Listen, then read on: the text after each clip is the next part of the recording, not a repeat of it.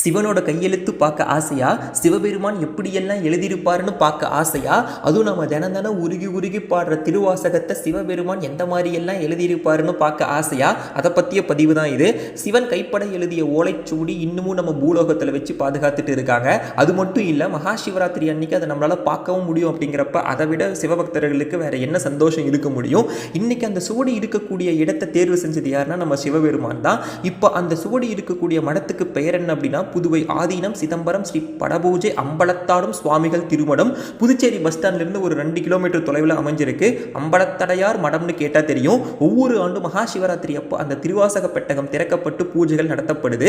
மகா சிவராத்திரி இரவு 10 மணிலிருந்து 1 மணி வரைக்கும் நம்மளால் அந்த சுவடியை பார்க்க முடியும். மற்ற நாளில் பார்த்தீங்க அப்படின்னா அந்த பெட்டகத்தில் தான் இருக்கும். மகா சிவராத்திரி அன்னைக்கு மட்டும் அதை வெளியே எடுத்து பூஜை பண்ணுவாங்க.